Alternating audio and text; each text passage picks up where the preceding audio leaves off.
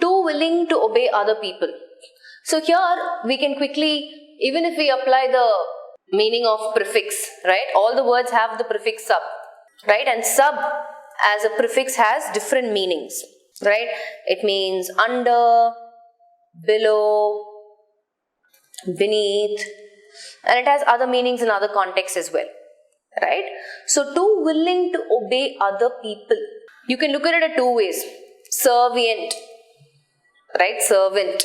So subservient, somebody who is willing to, is obedient basically. Servant obeys whatever you ask them to do, right? What about sublimate? Sublimate means to refine something, right? You're purifying something, it's a process. Subjugate also means, again, you're trying to subjugate somebody, means you're trying to bring them under your control, right? And subaltern is just another word for a subordinate. A subordinate is somebody who is either lower in rank or position, right? So if you look at all these words, they have some connect to the meaning of the prefix sub. So refine, have you seen silver being refined? Which means the thing has to go completely under fire, right? It has to burn completely to the extent where the silversmith can see his face shining in the metal, right? That's when, so it's completely gone under that process of refining, right? See, I think this is the word usage question. So let's look at it. Field. So that's the word. Okay, so there are 3 or 4 options given. So basically they're asking, you have to find the incorrect usage of field in the given context. So the given word is field, right? A. Sentence A says, this job demands a person who can field difficult questions from. Okay. So quickly underline, context around field. Field difficult questions. That's one. B. This field of study has been incorporated into the course only in the last 6 months. Okay. Field of study. Alright. 3. The hikers decided to set up camp upon a field. Set up camp upon a field. Okay. D. In my absence, the office gossip will probably have a field day. Have a field day. Alright. Now, anybody familiar with any of these expressions? Are you already familiar with it? Have you heard it somewhere? Does it ring a bell now that I have underlined it? Are you able to recollect something sometime from somewhere? He found everything incorrect except for C, right? But he says answer option given is C. Ma'am, this type of questions are also, yes, we are aware of this for the benefit of everybody. Field of study. That's another thing that you guys should be familiar with, right? So let's quickly look at the ones that we already know. Okay. Field of study, I am referring to some sort of an area of knowledge, right? Or study.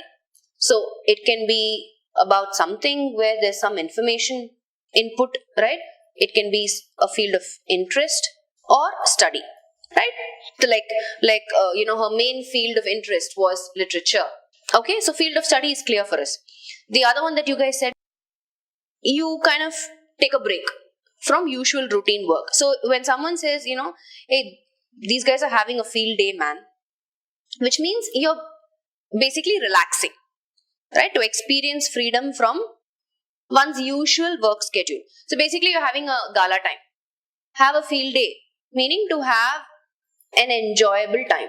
Okay, right? So, imagine if, I can imagine quickly, when we were in school, like if the teacher didn't turn up to class, right? We were having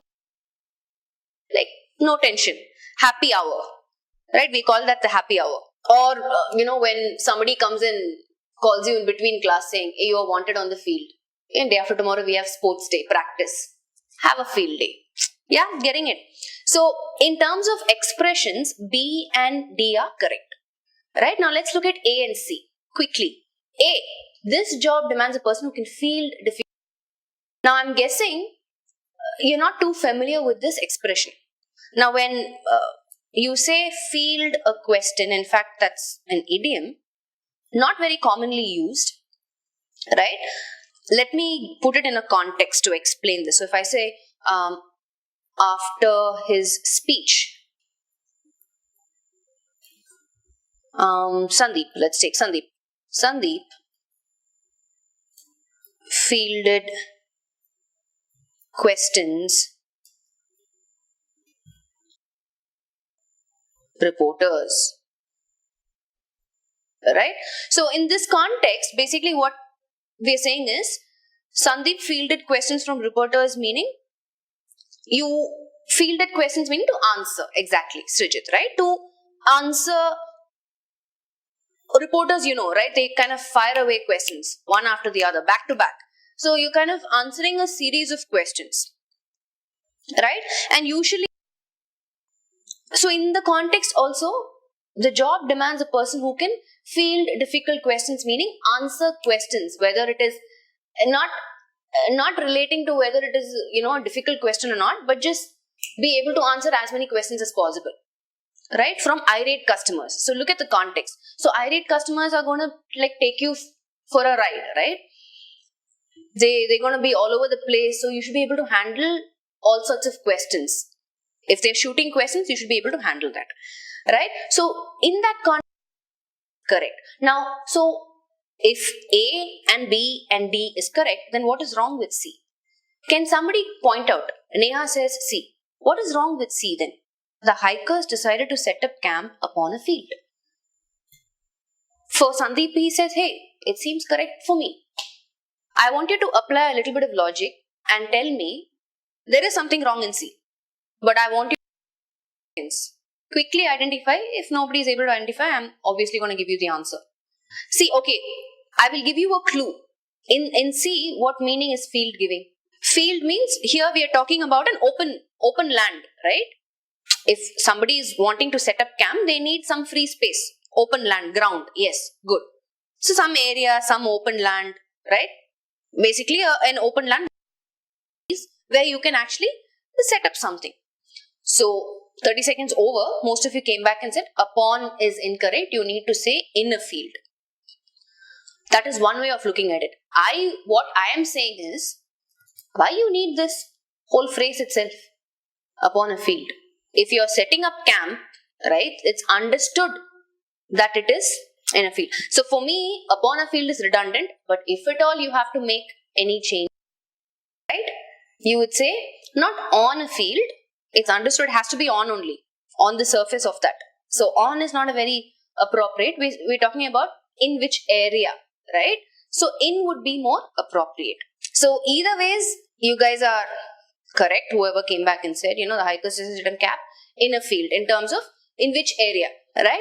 So if you ask me, the hikers decided to set up camp, it's understood that obviously they will set up camp only on a open land or whatever. So for me, it's redundant. If at all you need to make any changes, obviously upon is incorrect. That's why C is incorrect. So the idea here is, if you look at pretty much, if I'm not familiar with these phrases, these idioms, fielding difficult questions, have a field day. Field of study is the easiest one. I'm sure you are fine with that, right? That's probably the first thing that you would have noticed, saying, okay, B absolutely is correct.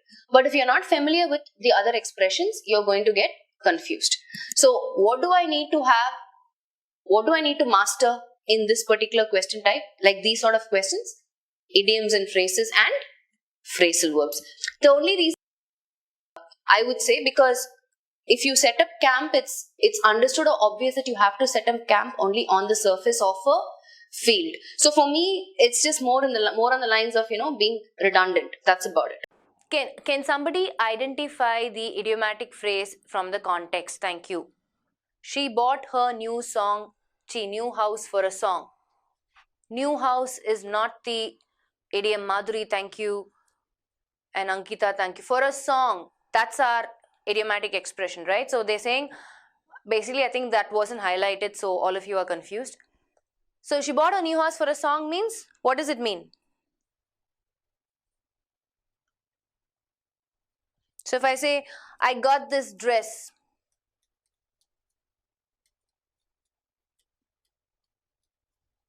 for a song. I got this dress for a song online.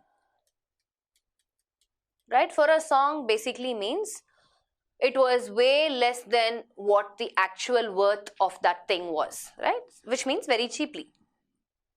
Not unknown, not at a loss, not very easily. but very cheaply. So the actual meaning is, whenever you say you bought something for a song, what you're saying is, hey, you know what, I paid something really, really less than what the actual worth of that dress was or the house was in this context.